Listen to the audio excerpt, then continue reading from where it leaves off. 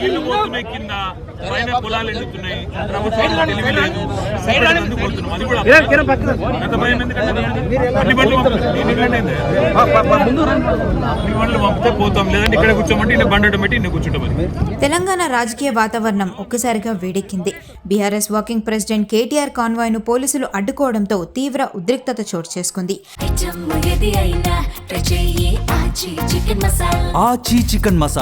ఈ ఘటనతో ఆగ్రహానికి గురైన కేటీఆర్ వాహనం దిగి నేరుగా పోలీసులతో తీవ్ర వాగ్వాదానికి దిగారు.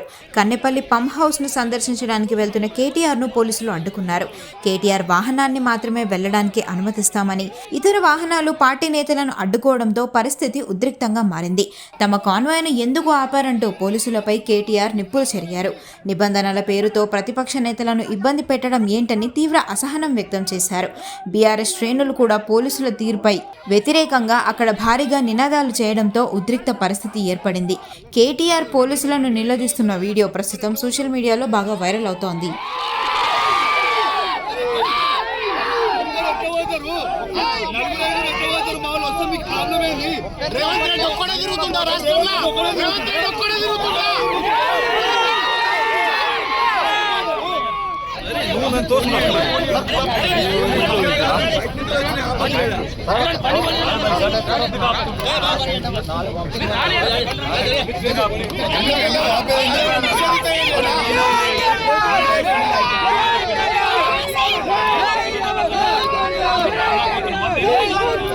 నీళ్లు పోతున్నాయి, కింద పైన పొలాలు ఎండుతున్నాయి, ప్రభుత్వానికి తెలివి లేదు, చూపెట్టదు, అందుకు పోతున్నాం. అది కూడా గత భయం ఎందుకన్నా అన్ని బండ్లు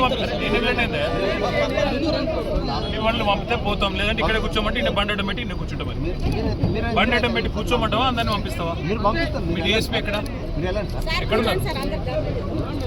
మీ డిఎస్పీ ఎక్కడున్నారు?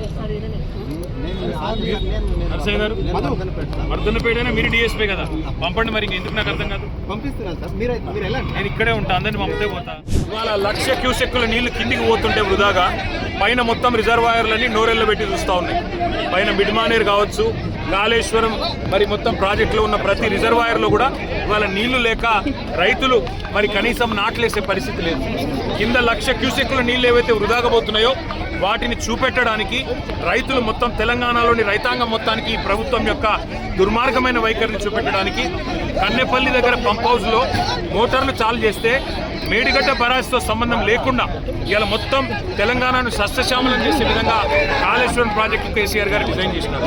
ఇవాళ బ్యారేజ్తో సంబంధం లేకుండా, మేడిగడ్డ బ్యారేజ్ గేట్లతో సంబంధం లేకుండా మరి 93.5 మీటర్ల ఎత్తులో గోదావరి ప్రవహిస్తే చాలు ఈ నీళ్లు కన్నెపల్లి పంప్ హౌస్లో మోటార్లు చాలు చేస్తే బ్రహ్మాండంగా నీళ్ళు ఇవ్వచ్చు, రైతులు నాట్లేసుకోవచ్చు. ఆ నీళ్లను చూపెట్టడానికి పోతుంటే ఇవాళ మమ్మల్ని జనగామలోనే అడ్డుకునే ప్రయత్నం చేస్తూ ఉన్నారు. ఈ ప్రభుత్వానికి ఇంత భయం ఎందుకని నేను అడుగుతున్నాను.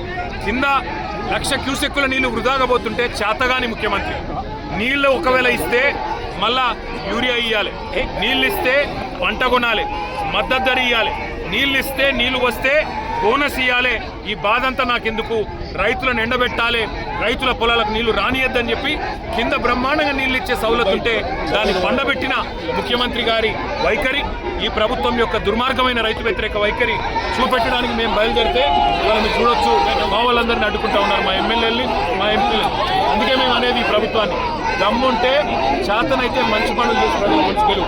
ఇవాళ ఉద్దేశపూర్వకంగా మమ్మల్ని అడ్డుకొని వరంగల్ జిల్లాలోనే మరి ఇక్కడికిక్కడే ఆపాలని మీ ప్రయత్నం ఏదైతే ఉన్నదో ఖచ్చితంగా పోలీసులకు మరలబడైనా ఇక్కడి నుంచి పోతాం.